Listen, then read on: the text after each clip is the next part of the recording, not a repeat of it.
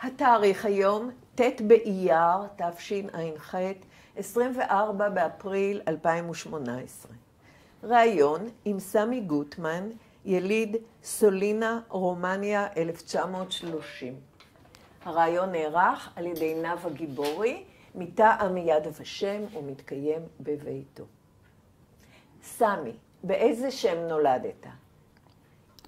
באיזה שם? כן, שם פרטי ושם משפחה. גוטמן, סמי. באיזה תאריך נולדת? ב-23/6/1930. איפה נולדת? בסולינה, זה עיר נמל בים התיכון. יש סולינה, קיליה, שספנטו גיאורגיה. רגע, שלוש. בשבילי, שאני לא כל כך מצליחה להתמקם, יש לרומניה מוצא לים התיכון? לא ים התיכון, ים השחור. ים השחור, כן. ליד קונסטנצה בסביבה הזאת? כן, כן, כן, כן. זאת עיר גדולה, עיר קטנה? לא, עיר קטנה, סולינה. והייתה שם קהילה יהודית? מה? הייתה שם קהילה יהודית? חיו שם עוד יהודים חוץ מהמשפחה שלך? כן, כן. היו גרים שם משפחת עם רב שקראו לו ברלין. זאת אומרת, בעיר הזאת חיו מעט יהודים. כן, כן. אבל אתה אומר שהיה רב. היה רב עם המשפחה שלו וקראו להם ברלין. והיה לכם בית כנסת?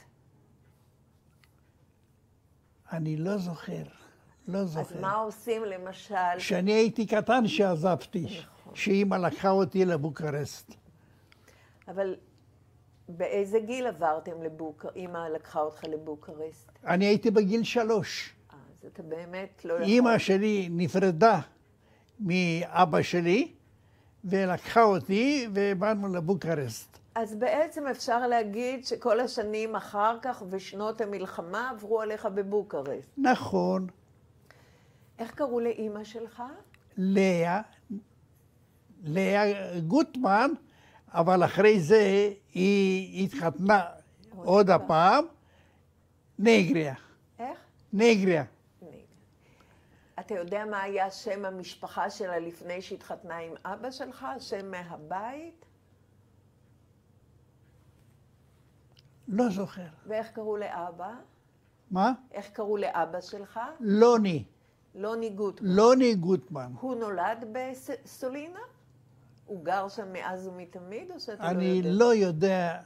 יכול להיות שכן, יכול להיות שלא. היה לך קשר איתו בילדות שלך? עם אבא? אחרי שהתגרשו? כן.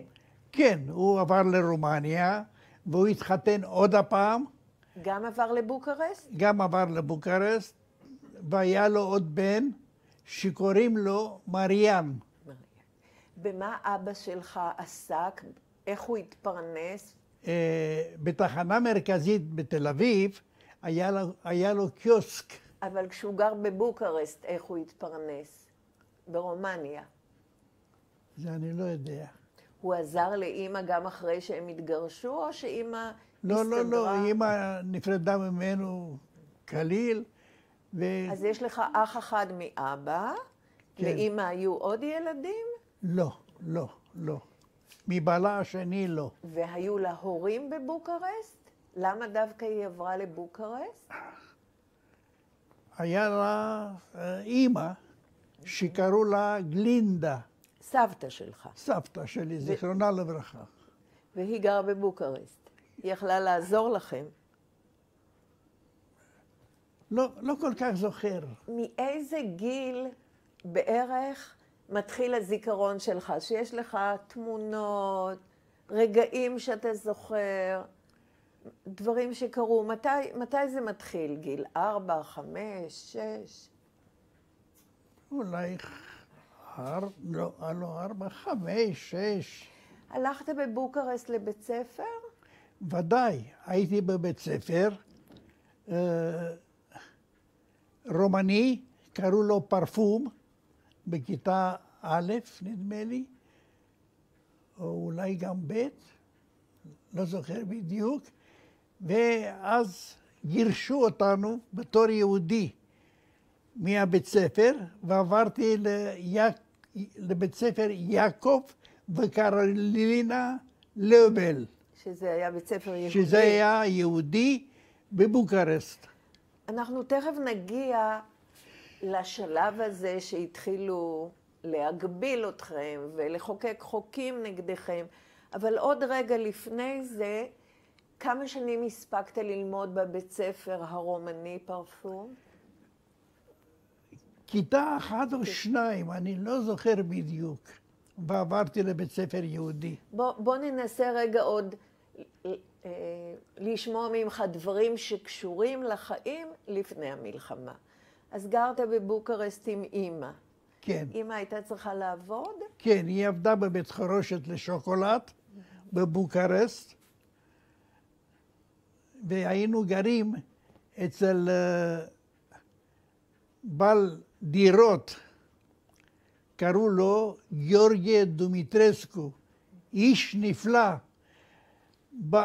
היו באים הגרמנים לחפש יהודים. עוד מעט. אני אזכור את זה ואז נדבר על השלב הזה. אז גרתם שם בבית דירות ואמא עבדה, והייתה לאמא מספיק הכנסה לגדל אותך, לדאוג לך, כל מה שצריך? כן, כן, כן. בית חרושת לשוקולד? כן. הרווחת? הייתם באורח החיים שלכם, הייתה יהדות, הייתה כשרות, שבת, דברים כאלה? לא. כלומר... לא. אבל אתה ידעת שאתם משפחה של יהודים? ודאי, איזו שאלה, ודאי. אז איך ידעת? כי מה? על מה הקפידו? מה כן היה קשור לעולם היהודי? שסבא שלי גם היה יהודי. גם קראו לו גוטמן, אבל השם פרטי לא זוכר. אני גם לא זוכר את הפנים שלו, שבגיל 3 אנחנו עזבנו את סולינה ובאנו לבוקרשט לבית דירות. וסבא היה גר בסולינה. כן. אז כנראה שהמשפחה גוטמן של אבא היא מסולינה, והמשפחה של אמא מבוקרשט, יכול להיות? יכול להיות. בכל אופן, לא בטוח. אתה יודע שאתה יהודי, שאתם יהודים. אתה יודע בתור ילד שיש הבדל בין יהודים לרומנים אחרים? ודאי. אני גם הרגשתי את זה שזרקו אותנו מהבית ספר. זה עוד מעט.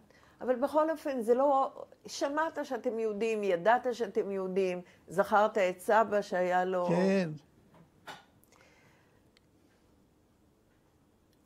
עד שפורצת המלחמה, עד שנת 40, או אולי קצת יותר מוקדם, 39, ביקרת פעם בבית כנסת עם אמא אולי, עם איזה סבתא או עם איזה דודים? לא חושב. חגים, ראש השנה, יום כיפור, ציינו אצלכם בבית? אני חושב שכן, אבל אני לא כל כך זוכר. בואו נדבר על הבית ספר הלא יהודי. שפת הלימוד הייתה רומנית? כן. הכל היה ברומנית. כן. והיו בבית ספר גם יהודים וגם נוצרים. ואיך היו הקשרים ביניהם? בסדר, לא זוכר דברים זאת אומרת, אחרים. אפשר להגיד שעד שלב מסוים, או עד פרוץ המלחמה, החיים היו בסדר. אבא היה בא לבקר אותך לפעמים? לא, לא. בן כמה היית כשאמא התחתנה עוד פעם? שמה? כשאמא התחתנה עוד פעם. הייתי בן 11, או 10, 11, משהו כזה, אולי 12. לא. זאת אומרת, כבר, אם נולדת ב-30, אז כבר הייתי התחתנה בן בזמן 11, 12. ובזמן המלחמה כבר. כן, כן, כן. מה הזיכרון הראשון שלך? יכול להיות שאמרת, כי סיפרת שהוציאו אותך מבית הספר. כן. אני שואלת אם זה הזיכרון הראשון שלך, שמשהו בחיים משתנה, שזה כבר לא אותו דבר, שלהיות יהודי זה פחות בטוח. זה הפעם הראשונה שאתה נפגש בזה, זה קשור להוצאה מבית הספר? כן, גירשו אותנו, והעביר אותנו לבית ספר יהודי, קראו יעקב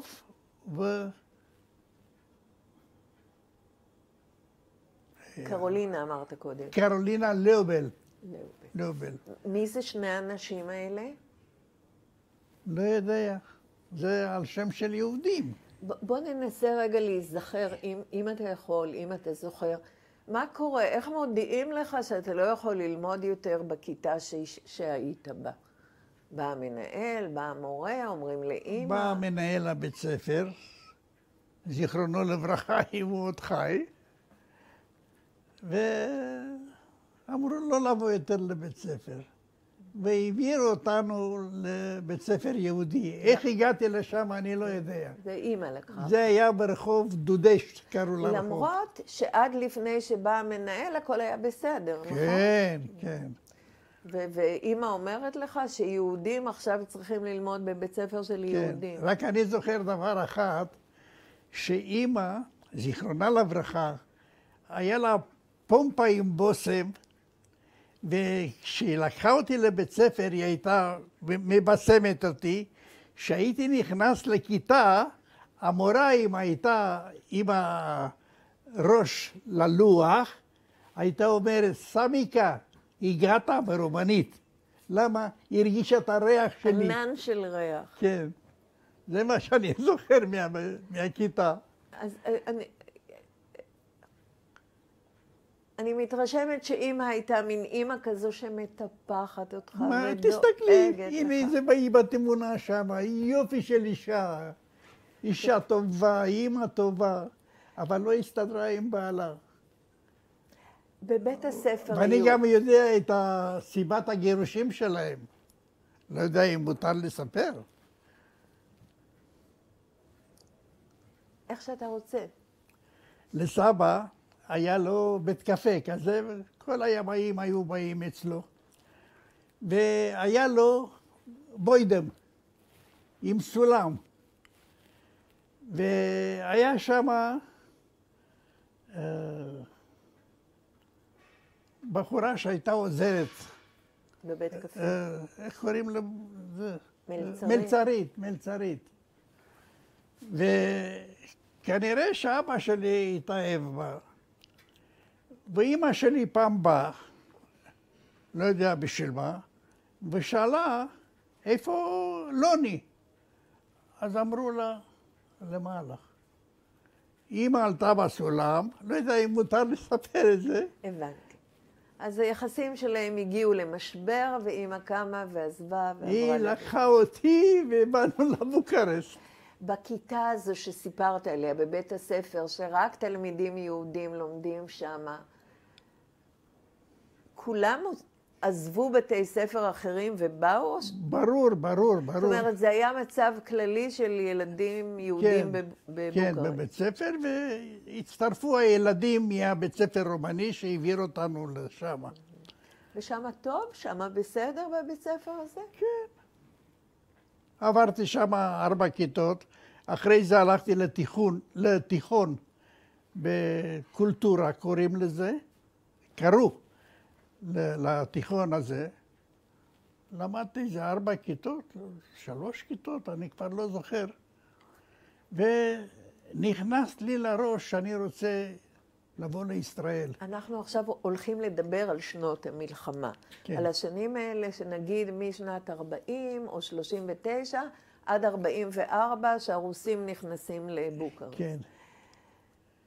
יש חוקים, יש צרות, אתם צריכים ללכת עם איזשהו סימן. יש משהו מכל הדברים האלה? לא, לא, לא, בבוקרשט לא. יש הגבלות על להיות בחוץ, עוצר, לא עוצר. היו באים שם גרמנים, מחפשים יהודים, והבעל הדירות היה רומני, נוצרי, בן אדם נפלא, היה מחבא אותנו, או בבוידם או במרתף. למה גרמנים מחפשים יהודים? מה הם רוצים? למה יש דברים כאלה? לא ידעתי אז. אבל זה מספיק חמור כדי להחביא אתכם איפשהו? כן. כלומר, אתם חשים סוג של פחד, סכנה? היה לנו פחד, היה לנו פחד. בבניין הזה הייתם משפחה יהודית יחידה או שהיו עוד? אני חושב שהיו עוד. והמפעל לשוקולד שאמא עבדה, הוא היה שייך ליהודים או לא יודע? לא יכול להגיד לך שאני לא יודע. זה קראו למפעל שושרט. שושת. בית חרושת לשוקולד. שושרט. בבית הספר, עם המורים, כולם יהודים, מדברים על זה שצריך לא להתבלט, לא למשוך תשומת לב, לא להרגיז את השלטונות. מדברים על זה? לא זוכר, גברת. כשאתה הולך ורואה למשל חייל רומני, ז'נדרם, במדים, אתה יודע שאתה צריך להיזהר? אבל פחדנו. פחדנו, גם מהרומנים ומהגרמנים, ודאי שכן. שהיו הרבה גרמנים היו בבוקרשט. אתה ידעת להבחין בין רומני לגרמני? ודאי, ודאי. מה אפיין, מה היה מיוחד לגרמנים, לצבא, לחיילים גרמנים? לפי התלבושת שלהם. אבל בהתנהגות שלהם היה משהו שהפחיד אתכם? אותי לא כל כך, לא זוכר דבר כזה שפחדתי. אני יודעת שבשנת 39-40, אני לא בטוחה, באחת השנים האלה, היה פוגרום גדול ונרצחו יהודים בבוקרשט. כן. אתה יודע מזה משהו? תפסו יהודים בבית מטבחיים, ושמעתי שהיו בקומה שלישית ורצחו. אני הלכתי לראות מרוב סקרנות. הלכתי עד לשער שמה וחזרתי חזרה תכף. כי מה? כן. למה חזרתם? פחדתי. זאת אומרת, אתם כן חיים במציאות של אי שקט וחוסר ביטחון ופחד. כן, פחד היה. אף אחד מכם לא יצטרך ללכת עם איזשהו סימן שהוא יהודי? לא. לא זוכר דבר כזה.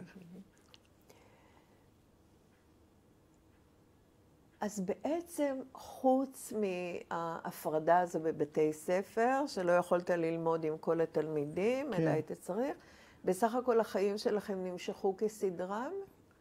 או שהיו עוד קשיים? כמעט למה שהיו באים לחפש יהודים, ובאו כמה פעמים לחצר שלנו, היה חצר משני הצדדים עם תושבים שהיינו גרים אצל נוצרי, אבל הוא היה בן אדם נפלא, היה מסתיר אותנו. למה לדעתך הוא הסתיר אתכם? כי הוא התנגד לשלטון? כי הוא התנגד לאנטישמיות? שהוא ידע שלא יהיה לנו טוב גם לרומנים לא יהיה טוב אם כן. יהיו דברים כאלה. מה אני אגיד לך?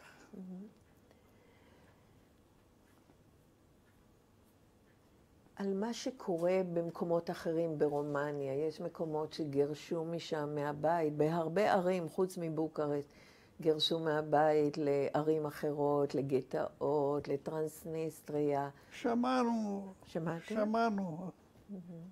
זאת אומרת, אתם יודעים שהמצב שלכם צריך להיות זהירים. כן. כי הכל יכול להתפרץ כל רגע. כן, בטח. אבל בעל הדירות, זיכרונו לברכה, שינוח בשלום, הוא היה נורא דואג לנו וגם מחבא אותנו. היה בוידם והיה מרתף. היה אדם נפלא. אתה זוכר פעמים או פעם שממש אתה זוכר שהתחבאתם, כמו שאמרת, או בעליית הגג או במרתף? כן, זוכר. בזמן שחיפשו? הרבה זמן הייתם שם? מעט כן, זמן? באים לחפש תמיד. קרה שאתה יודע שתפסו מישהו ועשו לו משהו? שמענו כל מיני דברים. זאת אומרת, יש כל הזמן שמועות באוויר ואיזושהי כן. פחד. אני זוכרת שהיית ילד, ולא בדיוק, בטח המבוגרים לא שיתפו אותך במה שקורה, ואיכשהו לא באמת ידעתם. אבל זה שרומניה נמצאת במלחמה, שיש התקפות, שיש הפצצות, אני יודעת שבעלות הברית והרוסים... כן, היו הרבה של אמריקאים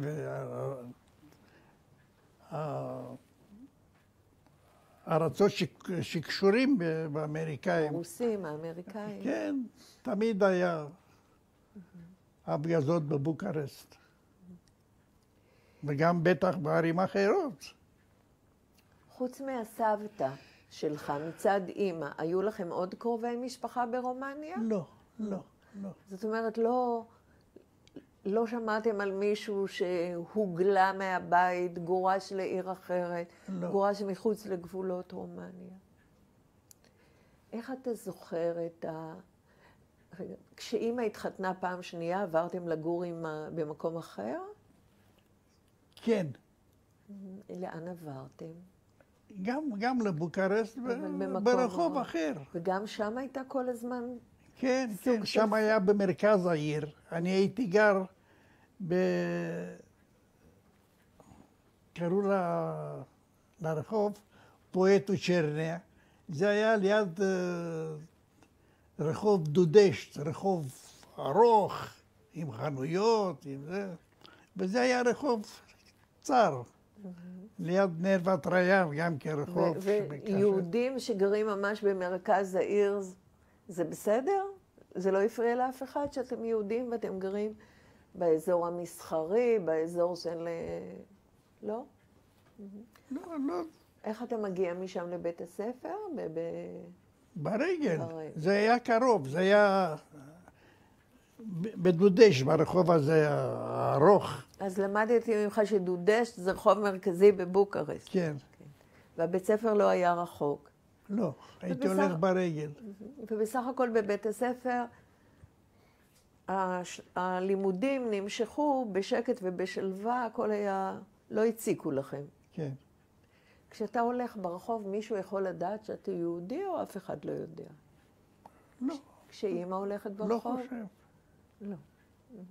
אני גם לא כל כך הייתי ילד טוב, לא הייתי מסתובב הרבה ברחובות. יש בגלל... בית ספר והביתה, בית ספר והביתה. יש איזושהי מצוקה אחרת שנובעת מהמלחמה, כמו מחסור, רעב, קושי להשיג דברים, יש דברים? לא, אמא שלי תמיד עבדה, ותמיד היה לה, והייתה אישה מטופחת, יפה. הנה, תסתכלי בתמונה מה זה אישה. דאגה לך מאוד. והייתה אימא טובה, ואהבתי אותה. אז בעצם אימא מצליחה לגונן עליך, ואתה לא ממש יודע... עכשיו, הבעל השני שלה, האבא שלי, השני, היה בן אדם נפלא. מה שהיה קונה בשבילו, היה קונה בשבילי. היה עושה לו חליפה, גם לי אותו הדבר, נעליים. מה אני אגיד לך? היה לנו חיים טובים. עד שהתחלתי, שאני רוצה... לעזוב את רומניה. לעזוב את רומניה, והיו הרבה אנשים התאחדו ועברנו את הגבול. לפני זה בוא תספר לי בבקשה על סוף המלחמה, אוגוסט 44, הרוסים נכנסים לבוקרשט, הגרמנים נסוגים. אתה זוכר את הימים האלה? לא כל כך. אתה זוכר שפתאום אין יותר פחד מגרמנים, רומניה משתחררת, מסתיימת המלחמה ברומניה. זה היה 44 או 45? כן, באוגוסט 44 רומניה שוחררה. כן. רואים צבא רוסי ברחובות, או שאתה לא זוכר? היו. והרוסים היו נורא שתיינים, והיו יוצאים מהבתי קפה בשתי דרכים. ומקללים. אבל הייתה שמחה, הבנתם שמשהו משתנה, שעכשיו אתם כבר לא תחת הפצצות ולא תחת אנטישמיות? כן, אני חושב שכן. אני בסך הכל הייתי ילד. כן, היית כבר, אבל בן 14. כי נולדת, אמרת, ביוני? כן. 14. ואתה אומר שכאן מתחיל פרק חדש, שרוצים לעזוב את רומניה ולעלות לפלסטינה, ארץ כן, ישראל. כן, בדיוק ככה. למה בעצם? למה רוצים לעזוב את רומניה? אני יודע, החברים שלי גם כן מתחילה דיברו תנועה ביניהם, כזאת. כן. ועברנו, היינו קבוצה, ועברנו להונגריה, ושם באיזה כפר. איזה קבוצה של תנועת נוער?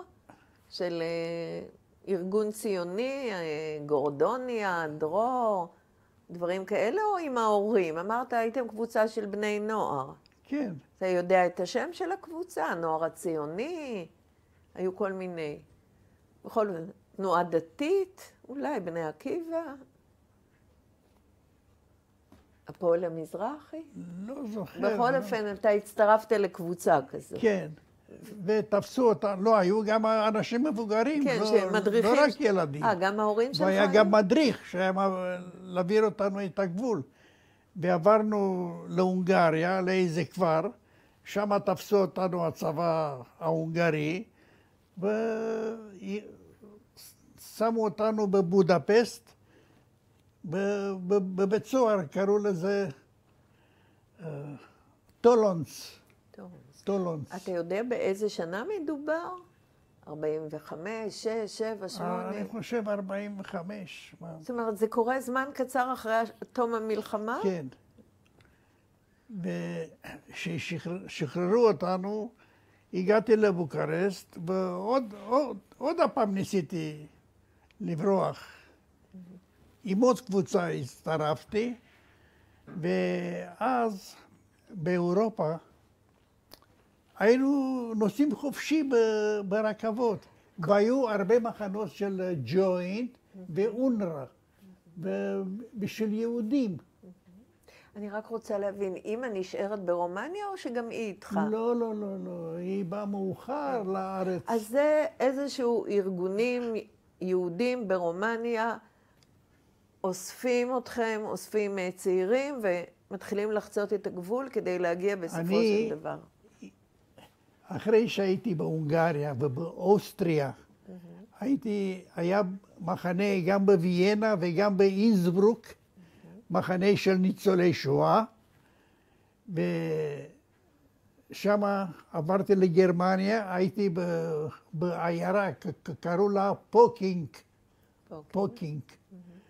שהיו גם ניצולי שואה שם. קראו לזה אז מחנות עקורים. כן, כן, של היהודים. כן. ומשם הגעתי לאיטליה. מגרמניה חזרתי לאוסטריה, ומאוסטריה עברנו לאיטליה.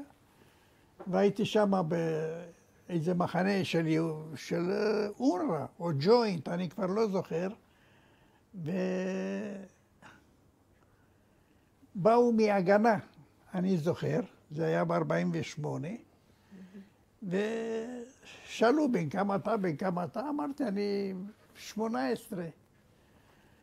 אז אספו אותנו, שמו אותנו באוטובוס, נסענו למילאנו, ובמילאנו העלו אותנו על דקוטה 21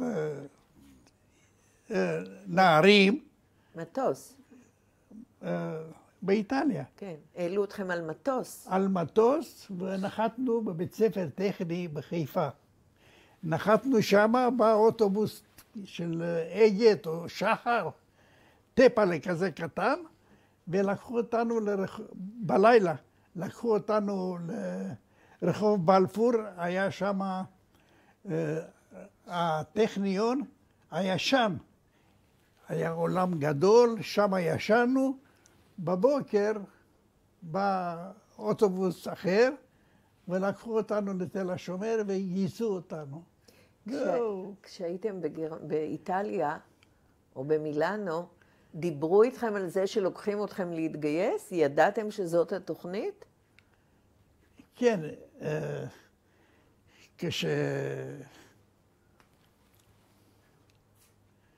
כשההגנה באה ואספו אותנו, זה לא היה באותו היום, זה אחרי כמה ימים.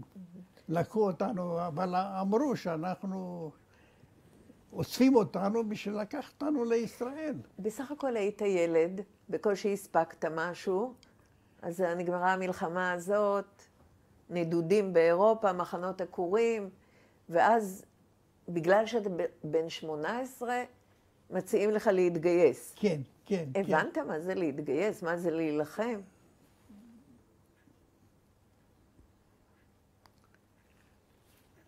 שמה באיטליה עברנו גם קורס אימונים. אימונים. למדנו אקדח, למדנו קרב מגע, למדנו, מה לא לימד אותנו? הרבה דברים. אז ידענו שאיזה פעם אנחנו נגיע לישראל, ייקחו אותנו, אבל איך ייקחו אותנו אני לא יודע. להגיע במטוס, מעט הגיעו במטוס. כן. אז באו מההגנה שמה, לקחו אותנו. כל החבורה הזאת, שלקחו אתכם אחר כך לתל השומר, כולכם הייתם מרומניה? כן. זאת אומרת, זה אנשים צעירים שהכרת כבר. כן. ובתל השומר, אחרי שהלבישו לכם מדים, או שעשו אתכם חיילים, מה עשו איתכם?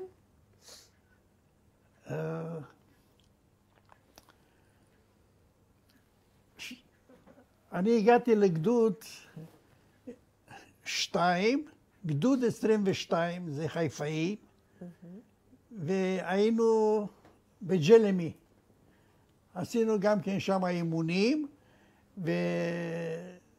וחלק מאיתנו לקחו, קראו לנו בבוקר, לקורס נהיגה. הייתי בקורס נהיגה השני של צה"ל בצריפין או בתל השומר, צריפין. אני חושב בצריפין. כלומר, יש לך רישיון מגיל 18. נכון, נכון. ובגיל 19 עליתי על מוקשים. בין נירים לגבולות. הייתי בגדוד 7, חטיבה במחנה נתן בבאר שבע. והייתי נהג משאית, נהג קומנדקר, היה לי קומנדקר עם דאבל בקאקס מאחורה, ונסעתי עם המטבח, עם הטבחים ואלה שעוזרים לטבחים, ובין נירים לגבולות עליתי על 2 מוקשים. אני נשארתי ליד ההגה, כולם עפו, היו לי 2 הרוגים וכולם פצועים. מה אני אגיד לך? ואחרינו היה GMC 6 ווילר עם החיילים, שהלכנו להחליף מוצב שמה. זה היה לפני הפסקת האש. והנהג של ה-6 ווילר התעלף. ממה שקרה. התעלף. הוא ראה את התמונה שכולם עפנו, אני נשארתי ליד ההגה. החזקתי את ההגה חדש. היחידי נשארתי בקומנדקר. החזקת, אני סתם סקרנית, החזקת את ההגה כי זה היה סוג של קור רוח, או שפשוט זה מה שהיה, האוטו עף ואתה עדיין החזק? לא, זהו, זה אני זוכר. החזקתי חזק ונחתנו על הרצפה. ולא קרה לך כלום? אני חושב ברגל הזה משהו, אבל זה בסדר, זה לא... עדיין היו קרבות עם המצרים, או עדיין הייתה, זה היה לפני שנחתמה הפסקת הנשק? זה היה מלחמה, אני חושב. כן. כי הגעתם ב-48 ואמרת בגיל 19, אז חשבתי בדרום, שזה... כן. אז זה היה עם המצרים.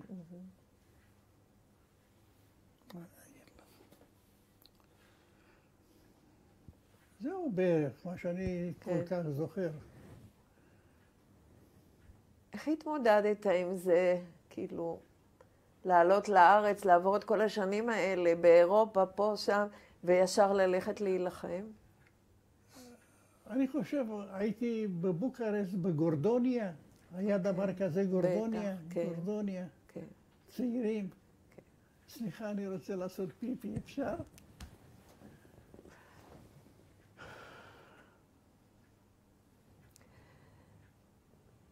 הגעת לארץ, וישר לקרבות, ישר למלחמת השחרור, ישר למציאות הישראלית.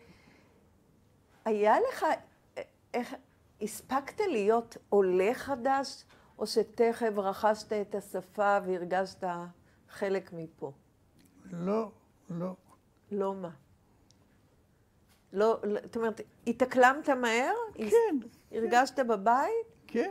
זה בטח נופים אחרים, שפה אחרת, אנשים שמתנהגים בצורה שונה. לא הפריע לך? לא.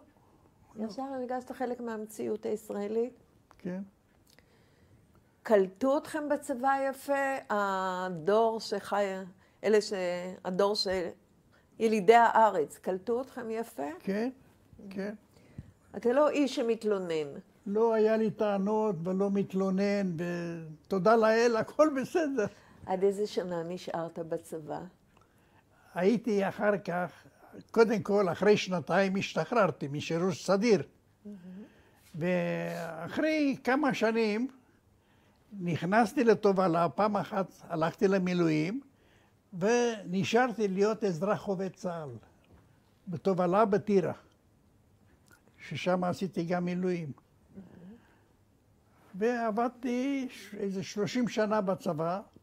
היום אני מקבל ממבטחים 4,700 שקל. זה מה שאני מקבל, אחרי 30 שנה. אני רוצה לשאול קודם על ההורים שלך. אמא עלתה ארצה? כן, כן, היא עלתה בשנות ה-70, עם בעלה השני. אז כל השנים האלה... אסי? שנייה.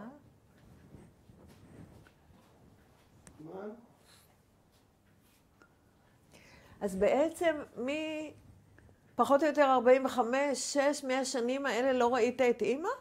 עד שהיא עלתה לארץ? ודאי, ודאי. 30 שנה כמעט? כן. והייתם אבל... ממתי שאני עזבתי, עד שנות ה-70, שהיא באה. למה בעצם הם לא הצליחו לצאת קודם מרומניה? לא נתנו להם? לא יודע, גם לא שאלתי. הייתי שמח שאמא באה עם בעלה השני, אבא שלי השני. וזה, אני נורא אהבתי אותו. בן אדם טוב. מה שהיה קונה בשבילו, היה קונה בשבילי גם כן. איך הם נקלטו בארץ? היה להם בסדר? כן. והאבא הביולוגי שלך, הוא עלה לארץ? הוא חי פה? כן, הוא עלה לארץ. הוא התחתן עוד הפעם, ויש לו בן. והוא עלה ארצה. כן. אבל הוא התחתן פה בארץ. ברומניה. בכל אופן, יצא לך לראות אותו. כן. גם פה בארץ. מתי התחתנת? אני? כן. בשנת 50. אני אגיד לך למה. שבשנת 50 אני השתחררתי, והייתי גר אצל חבר מהצבא. ההורים שלו היו גרים ברחוב עיראק, קיבוץ גלויות. ואני גרתי אצלו איזה כמה חודשים. ופעם אחת בשבת עליתי ברגל להדר, ואשתי עם שתי חברות ירדו בגשר רושמיה, פה בחיפה, אם את מכירה. אז הסוס השתולל שמה, היא תפסה אותי. עד היום, הלוואי לה. אישה טובה, אמא טובה. היא גם מרומניה? כן, היא גם מרומניה. זאת אומרת, היא גם הייתה חדשה בארץ. כן, היא באה גם כן בשנות ה-48, ב-48 הם באו לארץ. והיא ברומניה הייתה בת 6, היה לה, ברומנית אומרים פברה טיפואיד, זה דלקת בקיבה, לא היה מה לעשות, שם אותה בחדר לבד, לבשו אותה לבן, שהיא תלך. והנה היא לא הלכה. ושם באו גרמנים, היא סיפרה לי, ונתנו לה בומבונים, שוקולד. מאיזה עיר ברומניה היא? בבוקרשט. גם מבוקרשט. כן.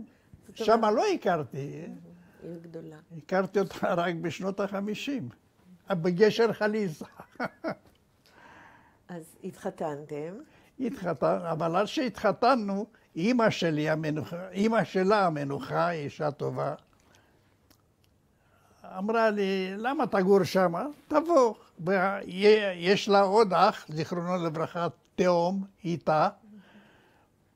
בוא אלינו, תגור עם האח שלך, של אשתי.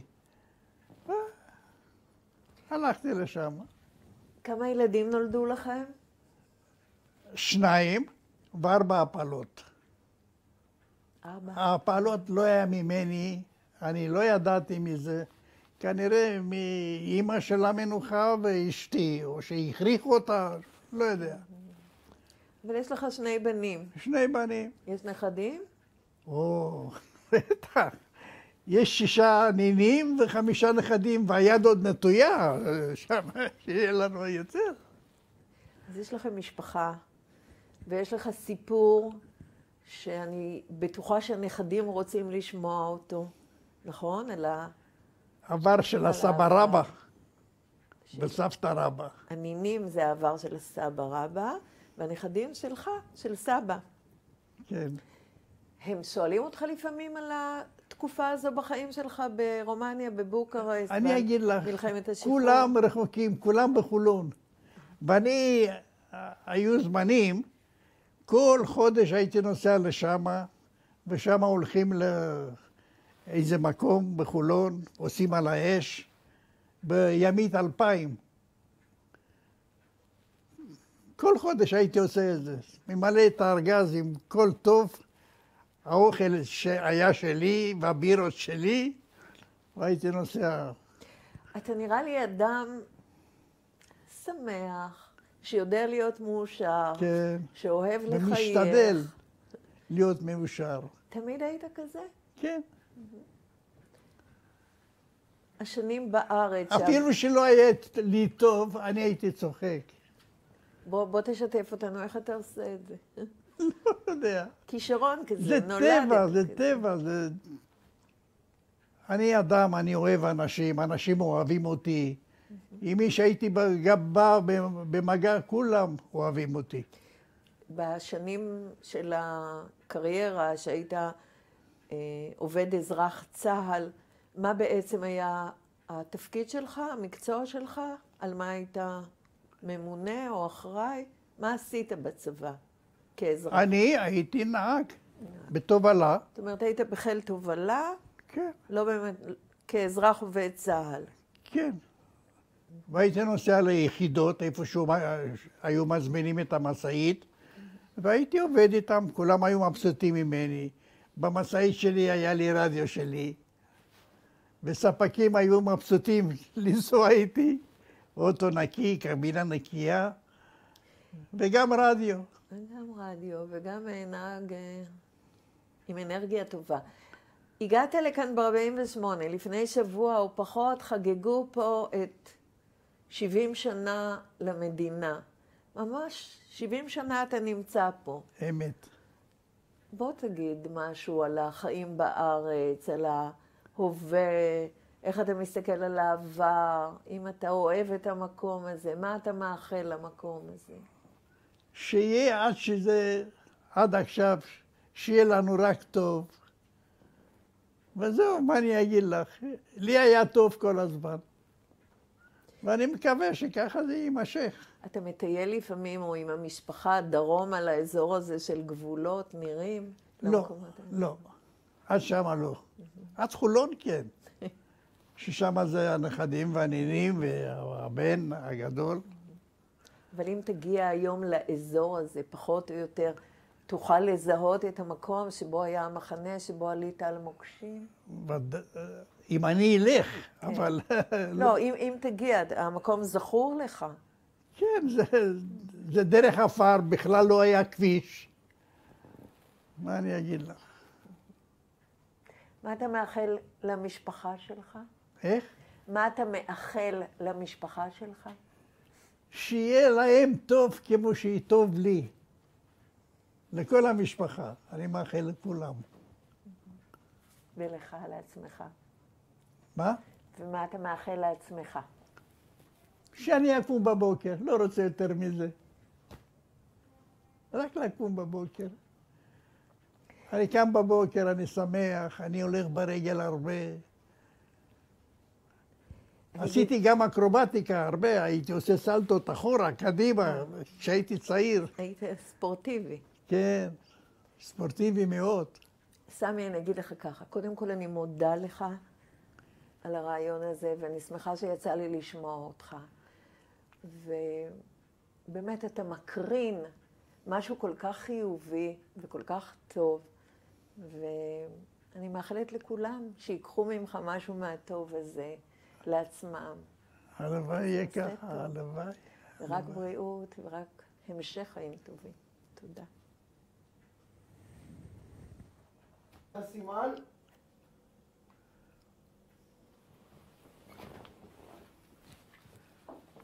זאת אימא שלי, איתי, קראו לה לאה ניגריה. למה היא התחתנה פעם שנייה? וזה היה בזמן המלחמה.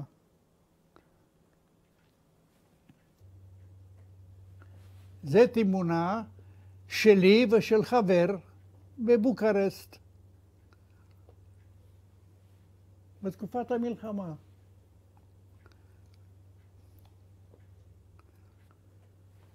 זה תמונה, אבא שלי הראשון, עם המשפחה שלו.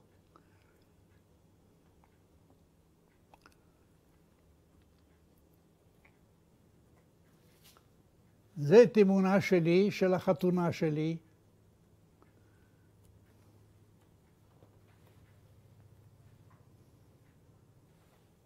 זה אח שלי עם אשתו.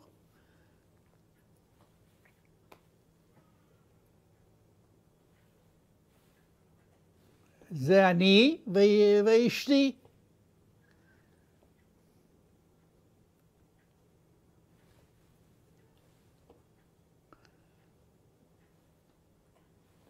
זה אני, אשתי ושתי הבנים שלנו.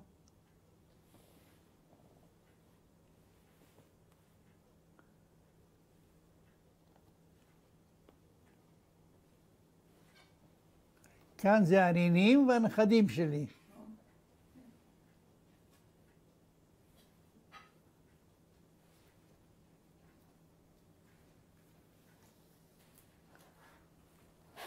זאת אשתי שרה ואני. מהחתונה. בסדר? אני מהחתונה כאן.